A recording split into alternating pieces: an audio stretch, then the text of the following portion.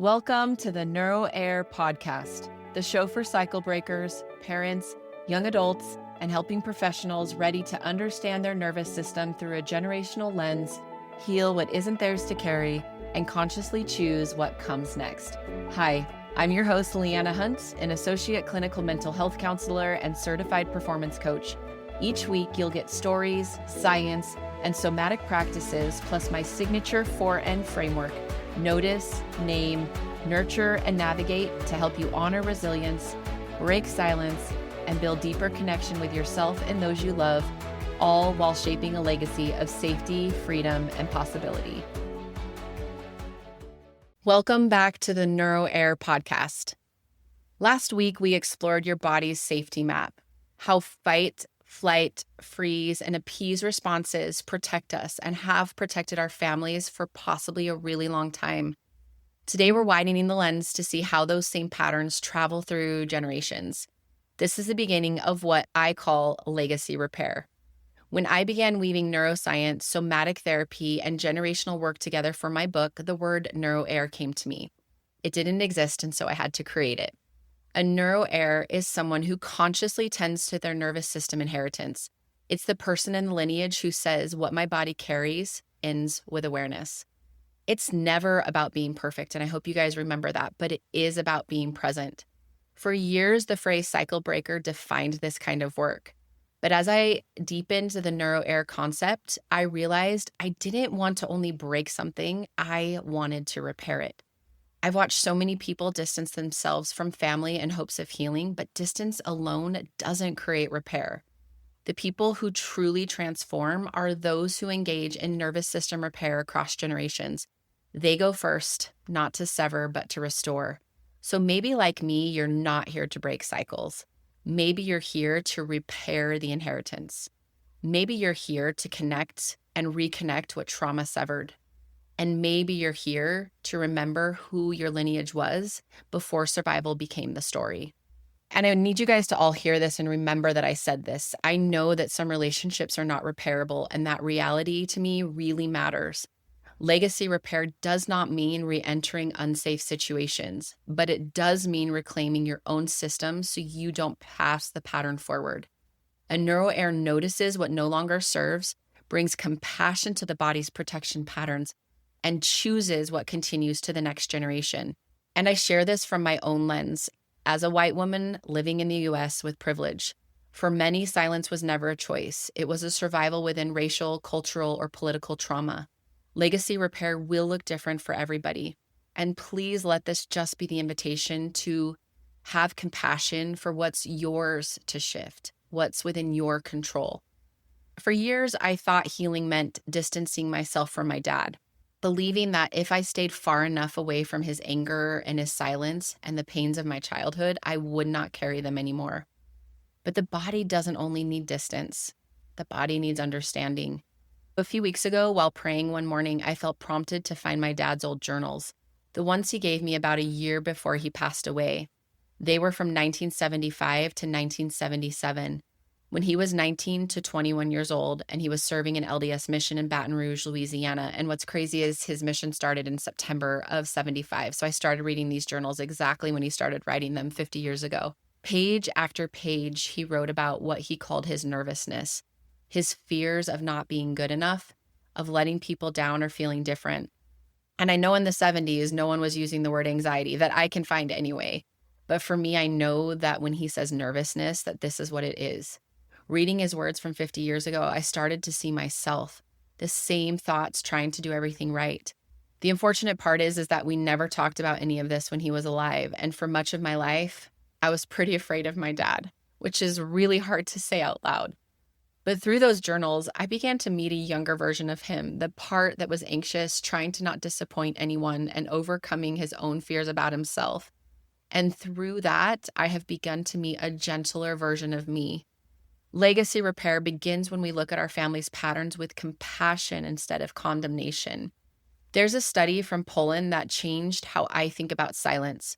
In 2022, there were a few researchers, and their last names are hard to say, so I'm going to say Daniele is one of them, examined a national sample of families whose ancestors survived World War II. They measured how much descendants actually knew about what their families endured and compared that to their mental and physical well-being. The findings were striking.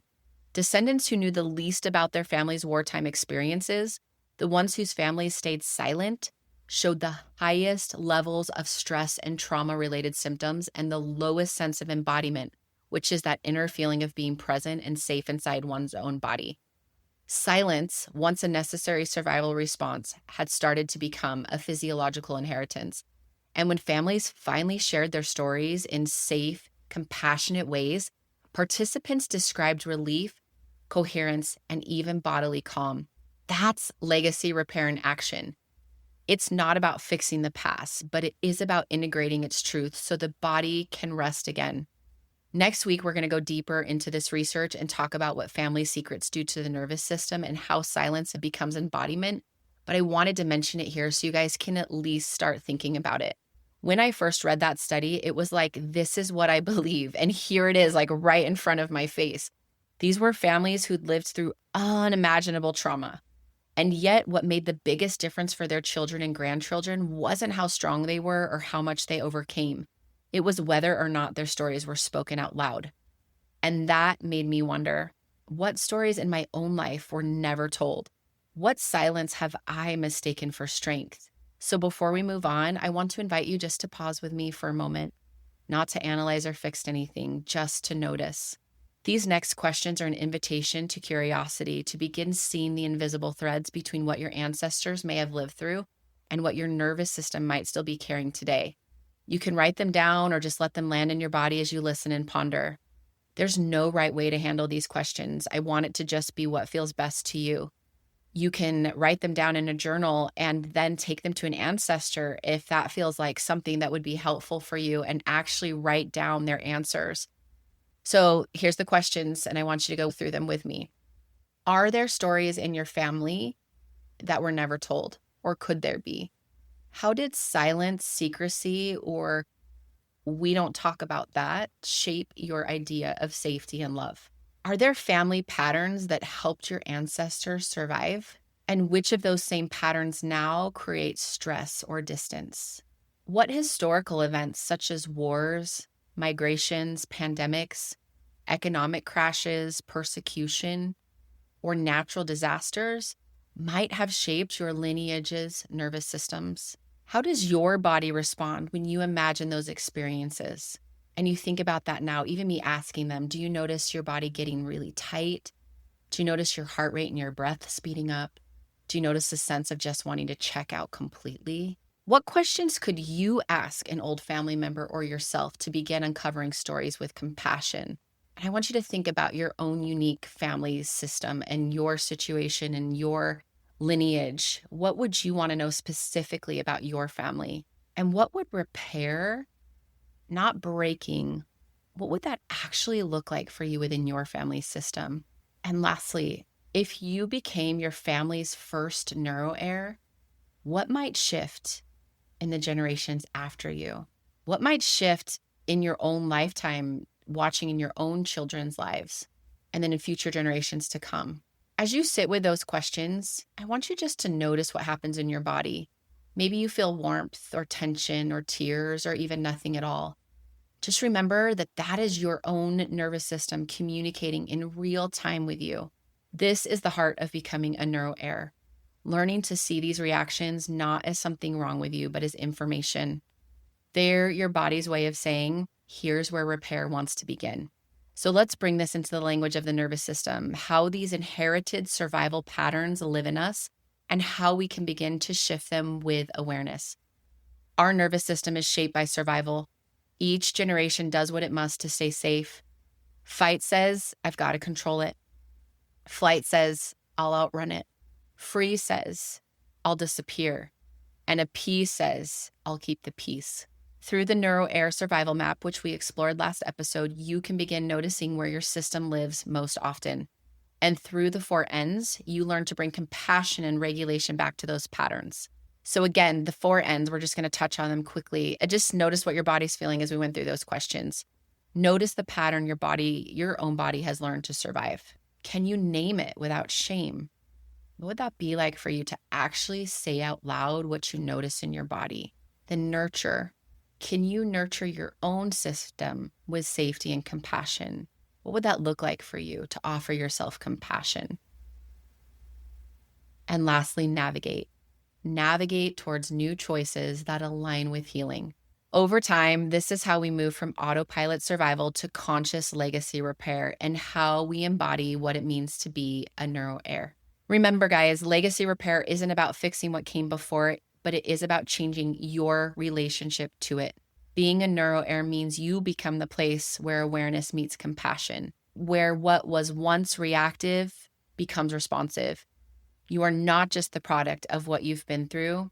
You are the turning point. If today's conversation resonated, please make sure to follow the NeuroHeir podcast and leave a review. Share it with someone who's ready to move from breaking to repairing. Next week, we'll dive into the cost of silence, how family secrets shape the body. Until then, may your body feel safe enough to listen and brave enough to repair. And as always, please feel free to send me a message to my Instagram, Aligning with Leanna. I love those conversations there that we can have. And if there's something you find in these questions and in this deep dive and you want to share with me, and you want me to bring that into an episode and keep it confidential, I can totally do that. I would love to weave what you guys are learning and finding into this work. So until next time, have a great day. Thanks for listening. Bye. Thanks for joining me on the NeuroHeir podcast. This work is about honoring resilience in yourself and also those who came before you, all while finding freedom from what was never yours to carry. With the help of stories, science, somatic tools, and the 4 N's, notice, name, nurture, and navigate, you have a path toward deeper connection with yourself, your loved ones, and the legacy you want to pass on. If today's episode spoke to you, share it with someone who's ready to step into this work too, and follow the show so you never miss an episode. Remember, you may not have chosen what you inherited, but you can choose what comes next.